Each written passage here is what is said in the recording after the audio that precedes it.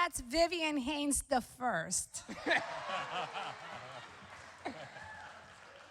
Like great parents, they came to come visit and vacation with me, which ended up with them really like any good parents serving and cleaning my house later today. And but I really wanted to introduce them, not just because they're my parents and gave me life and the only reason that I'm here, but because these are the people who raised me up in my own faith, who taught me how to build my convictions, and who taught me how to love and how to see Jesus. And so I'm just really excited to hear from them today, and I hope you guys enjoy having them here as much as I do.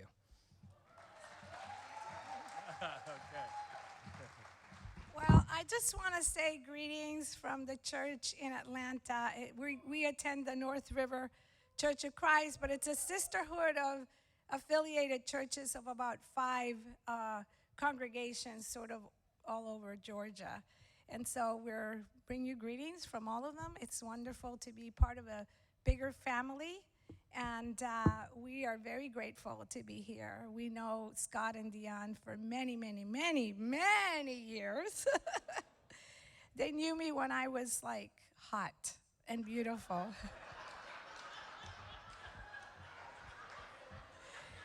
Anyway, I think it's time for me to get off the stage.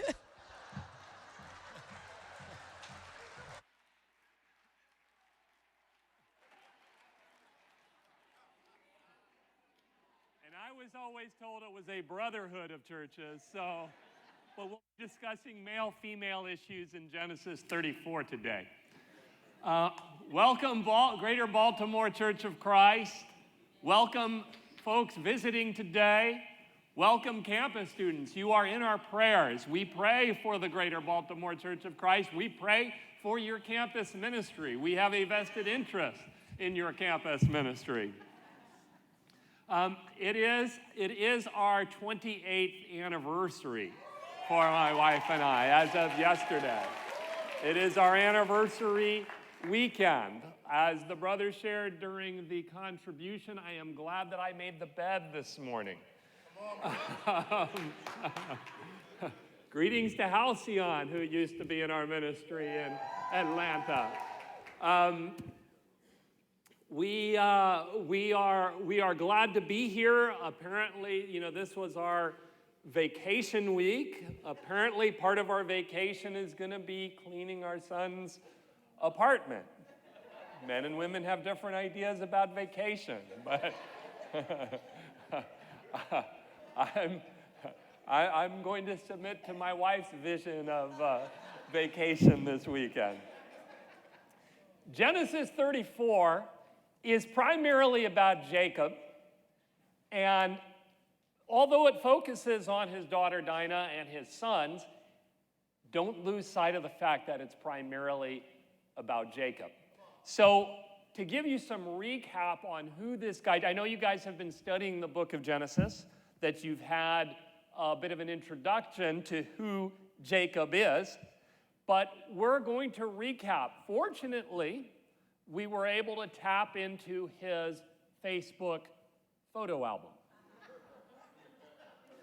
And you'll see Jacob's Facebook photo album.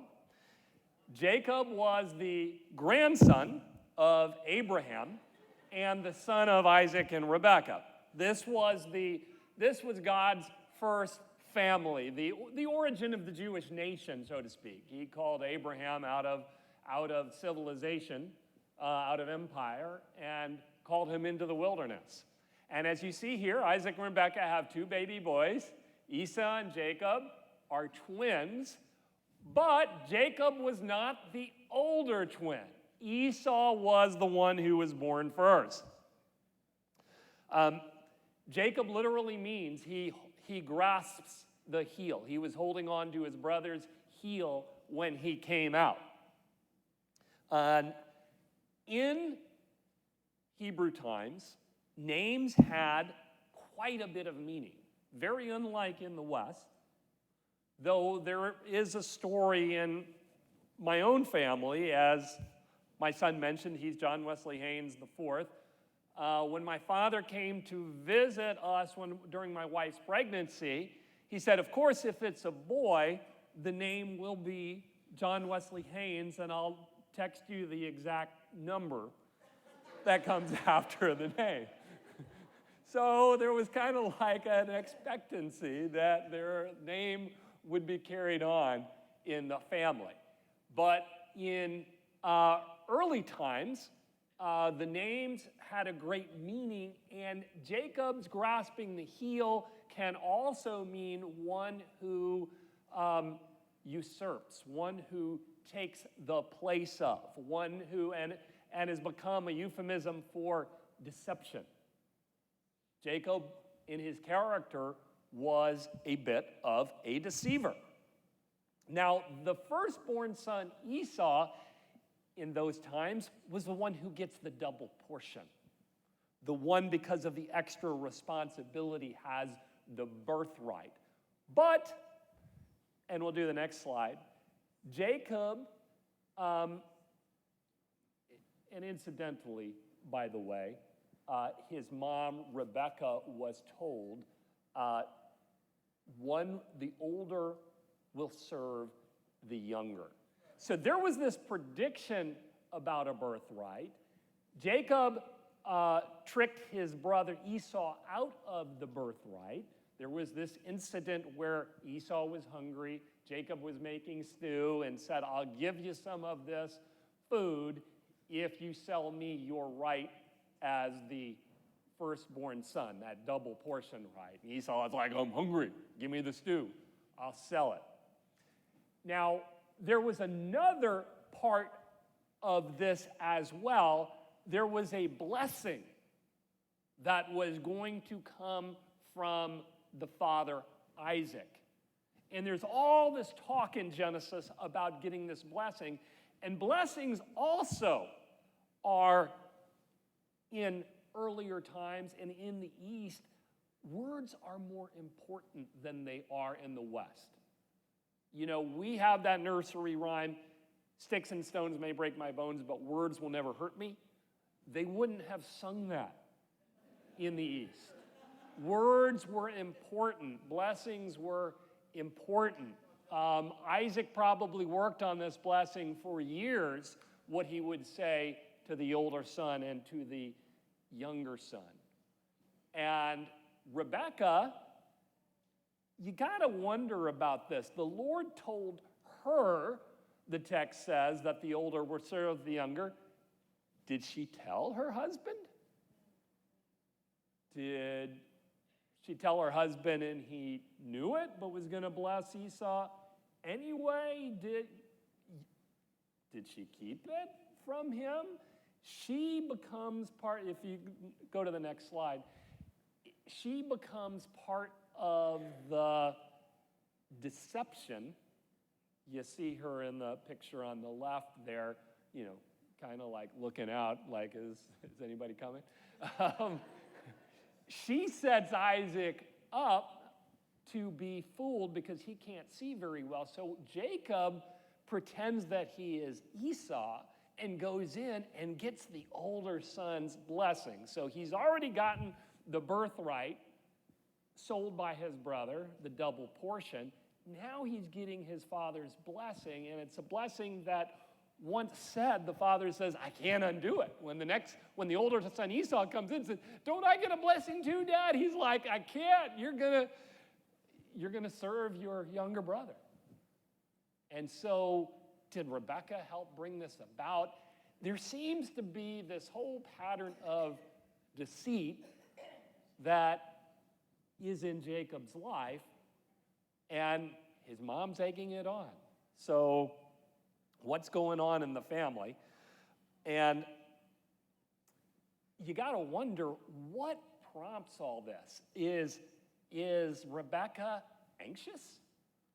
Is she trying to bring about, like, God said this would happen, but I don't see it happening, so I need to push to bring about this result in my son's life? And we get that way sometimes, don't we? Anxiety does that.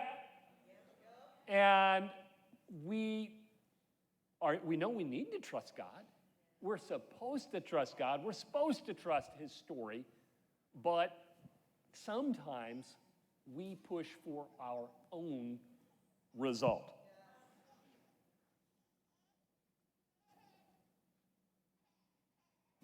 We should pray. And sometimes we do lots of extra work, extra things to try to make something happen. But anyway, this is where Jacob was. And God, despite our best efforts to mess up his story, God will still meet us where we are at. Jacob found this out. If we go on a little further in his life, you've heard about the stairway to heaven incident. As he dreamed, a stairway was set on the ground with its top reaching heaven. You see, Jacob's methods always resulted in him having to run away. He took the blessing from his brother Esau. His brother Esau was furious about it. Jacob feared for his life, and he got out of town. His mom said, go to my relative's house. So Jacob fled. As he's running away, God comes and meets him where he's at. Doesn't say, Jacob, you blew it. Jacob, what are you doing with your character? I think God admires a little bit of Jacob's personality, a little bit of Jacob's chutzpah, his Jacobness, even with his deceit and his doing it the wrong way, the guy is a rolling stone. And God can direct a rolling stone. He can take somebody who's on the move, even if he's a bad boy, and he can work with him. And he meets Jacob where he's at, and as he dreamed, a stairway was set on the ground with its top reaching heaven, and God's angels were going up and down on it. And incidentally, and there's a picture of what it looked like. Go back to the scripture, though, for a second. John 1:51, Jesus says to Nathanael, I assure you, you will see heaven open and the angels of God ascending and descending on the Son of Man. This stairway to heaven idea is a bit of a crossover event. In the TV world, this would be like when The Flash and the Green Arrow and Supergirl are all on one episode on TV. And back in my generation, it would have been like, a Happy Days and Laverne and Shirley crossover event. Some of you don't even know what that is, what the Fonz is, but it's a crossover event. We sang the song, Jesus at the center of it all. The stairway to heaven is about Jesus at the center of it all. Jesus says, I am the way and the truth and the life. I am the stairway to heaven. God was making his presence known to Jacob at that time. We sang the song today. We would like, Holy Spirit, you are welcome here. It was about being more aware of God's presence at the moment. The lyric of the song, let us become more aware of your presence. Jacob needed to grow in his awareness of God's presence in his life. Literally, God meets him in the middle of nowhere, and his presence was there at that time. And somehow, Jesus is saying he was there as well. The stairway of God is ascending and descending on the Son of Man. But Jacob had some more learning to do, so we go on in his life past the stairway event.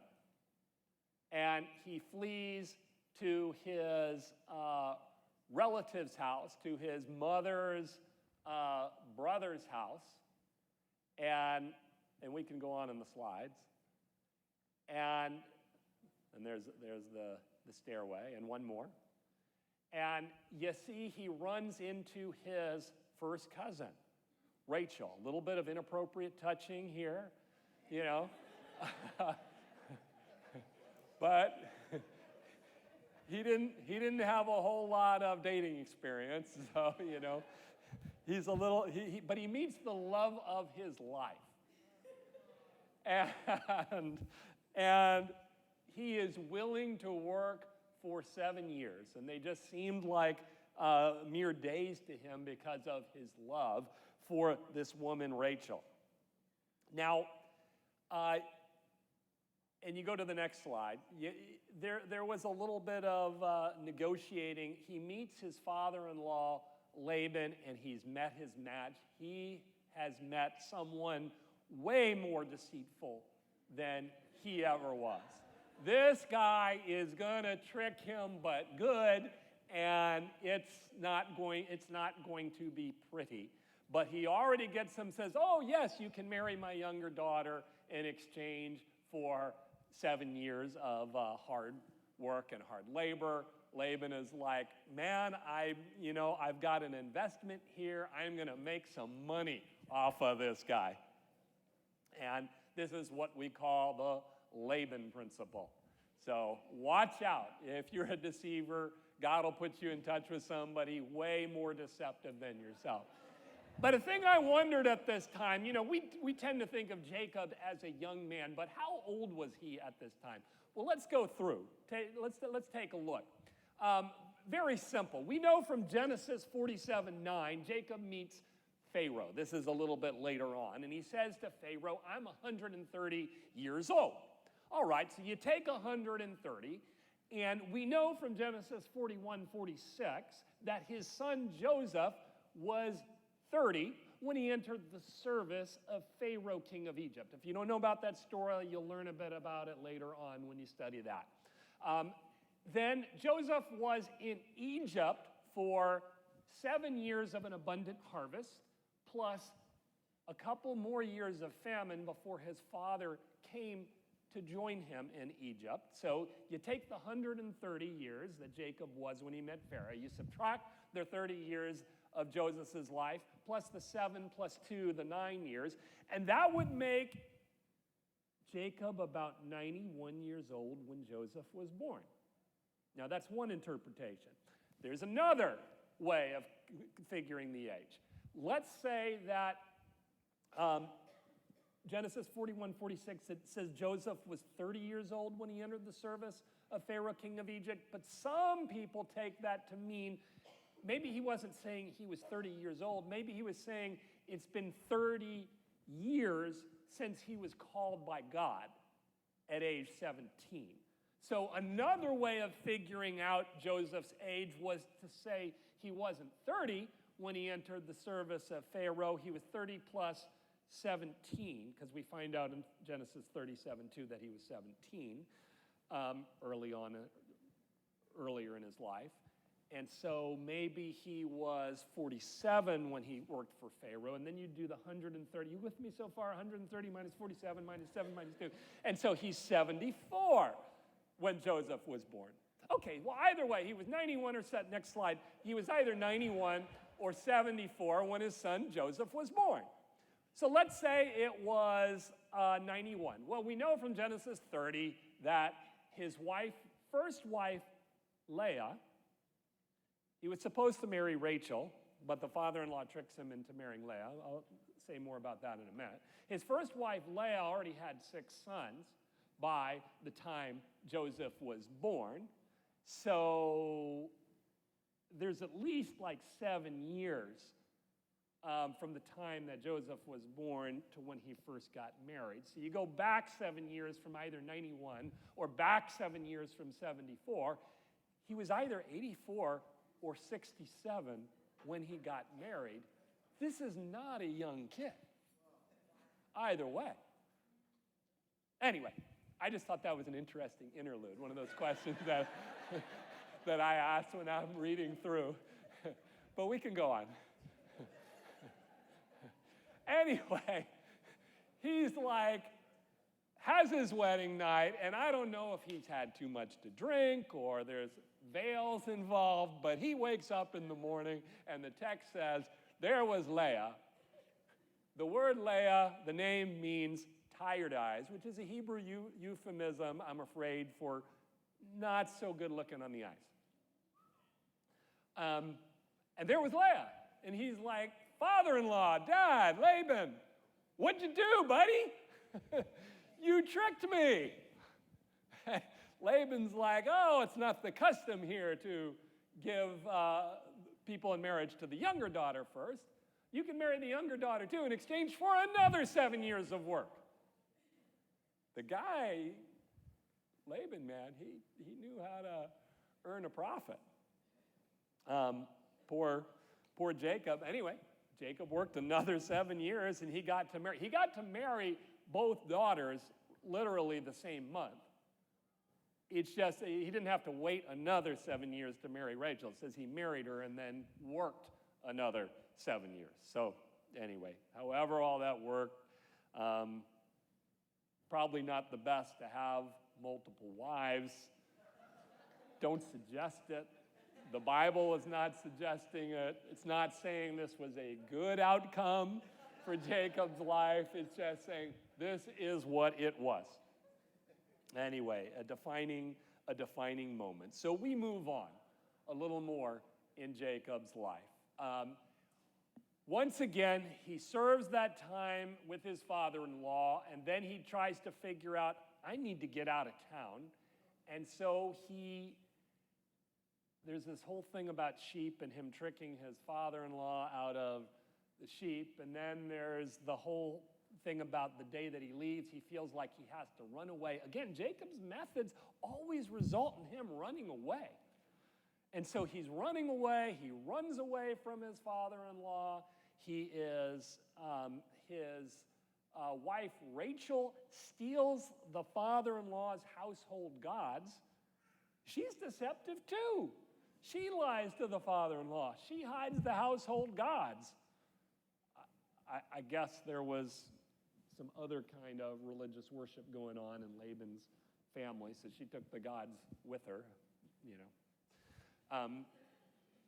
Any case, he then has now dealt with his father-in-law, and he's now about to run into his brother Esau that he has not seen in years. He's terrified of what it's going to be like when he runs into his brother Esau. It actually turned out fine. You see in the picture there them like shaking hands or hugging. You know, that's how it turned out. But he goes, as he's approaching his brother-in-law, he gets this idea to divide up his family in different groups. And the first group he sends out are all the servants. I guess they're like the shock troops in case, you know, his brother Esau starts attacking. Then he puts his least favorite wife and all her family next.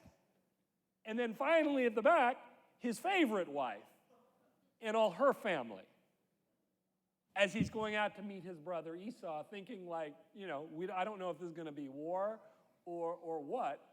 But again, there's a lot of Jacob left in Jacob after seeing the stairway to heaven, after all of this time. Where's the trust in God in Jacob's life? And so you see a consistency, and we go on.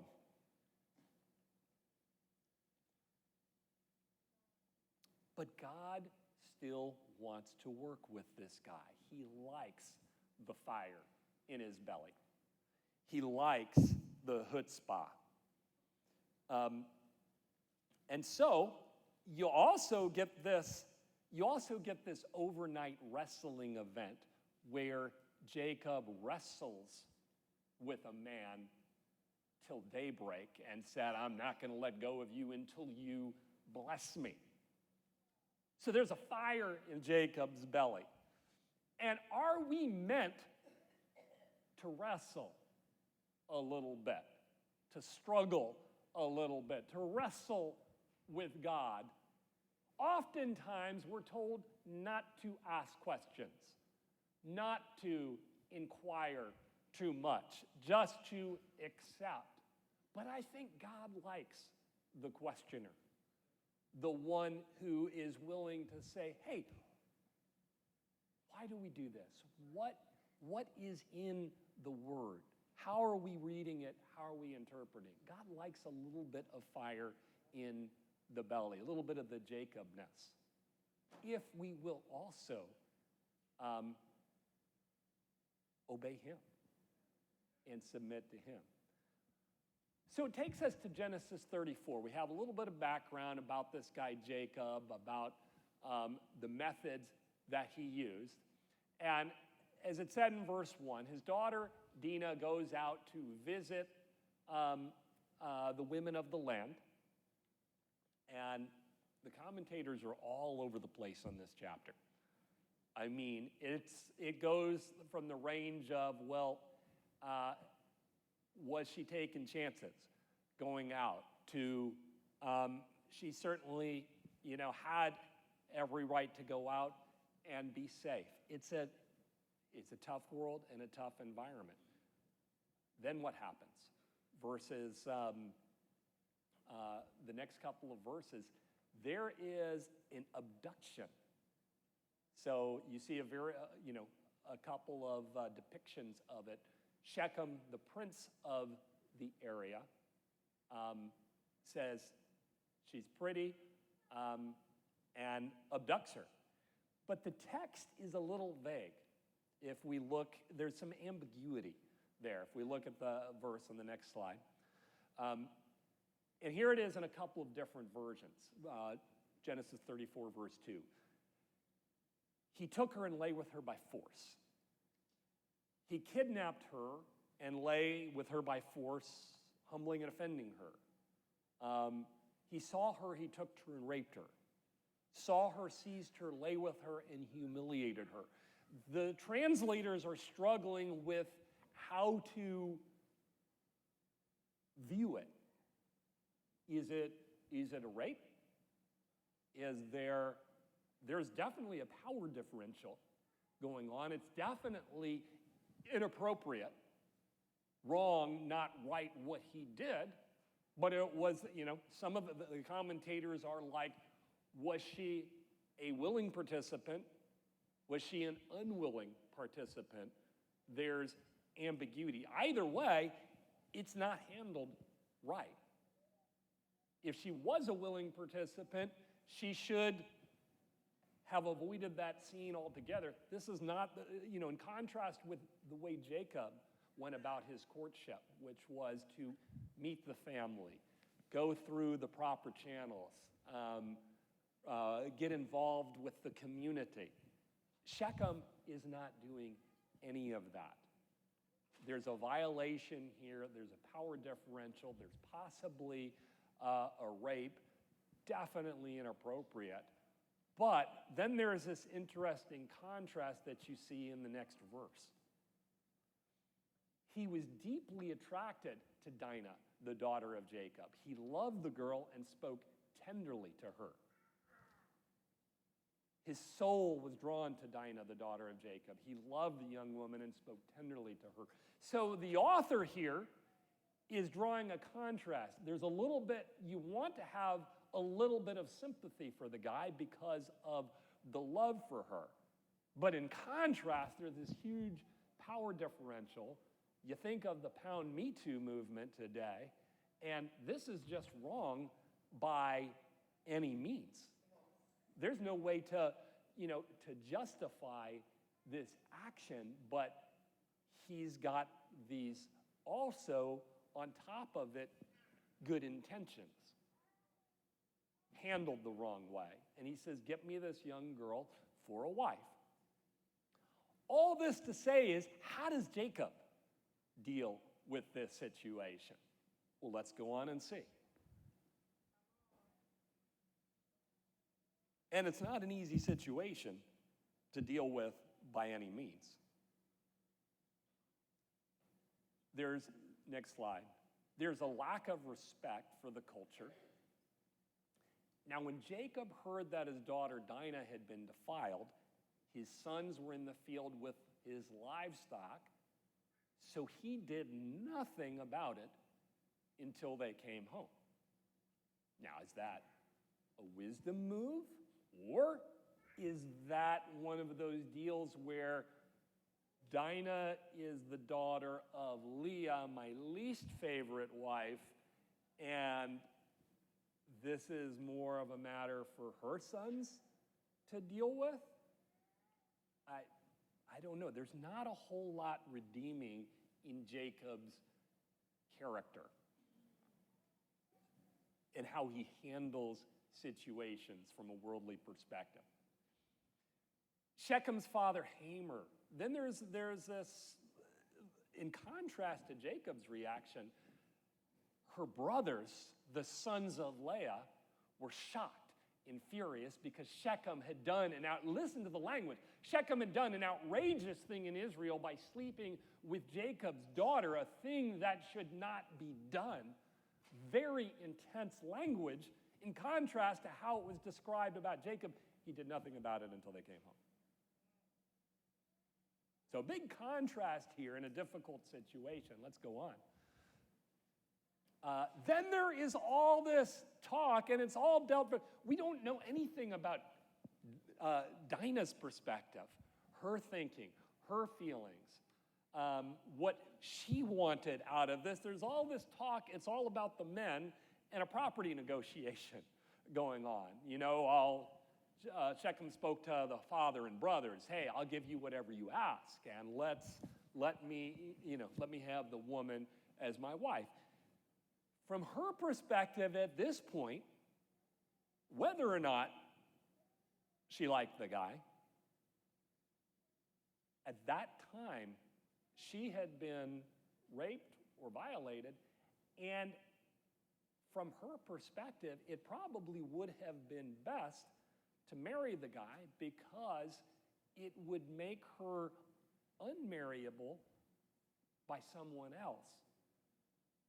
So there's that perspective to consider. Very different times. Unlike today, we don't analyze things that way today. We would say it's a violation, it's a crime, and move on from there, but a very different bit of thinking. And it's interesting, it doesn't even seem like the brothers consult her. They come up with a very Jacob-like deceitful plan to handle these guys. I wonder where they learned this trickery from. Because their sister had been defiled, they spoke deceitfully and say, if you guys agree to get circumcised, all of you, then we can join our communities together. But they had in mind to do something else, and the story goes from bad to worse.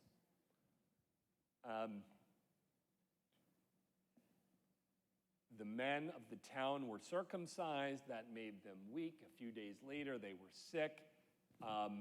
The sons of Leah knew it. Simeon and Levi, Dinah's direct brothers, influenced the other brothers, influenced one another, took swords, and put every male in the city to death, including the king of the land and the son, Shechem, who had defiled their sister. And they looted the city. And interestingly, and here's where, some writers note the tension that's going on in this whole passage. It's strange and upsetting for the modern reader to find the verbs love and dishonor together, having the same man as their subject and the same woman as their object. The narrator gives the reader no information about Dinah's thoughts or feelings or her reactions to what has taken place. There's no indication in the account that Dinah had any objection to marrying him. Nevertheless, what Shechem did was very wrong. Another writes of Shechem, he's not easily characterized as unqualifyingly evil. It's this complexity that creates unbearable tension for the reader and raises the strong emotions of outrage, anger, and possible compassion. He doesn't fit the profile of a rapist given his desire to marry.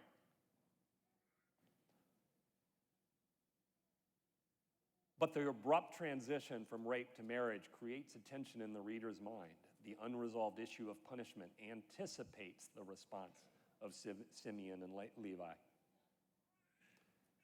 And finally, another author writes, the brothers' revenge demonstrates their conflicting views about women. On the one hand, they defend their sister.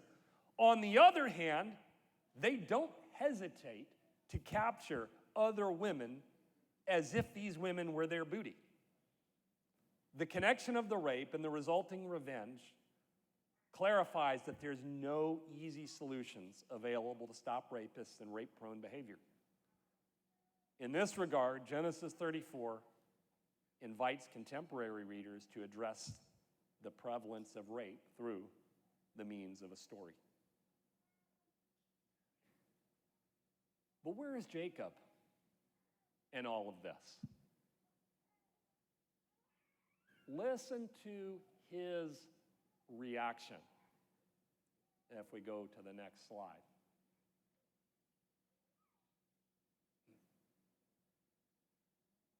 Jacob said to Simeon and Levi, you have brought trouble on me by making me obnoxious to the Canaanites, the people living there. We are few in number.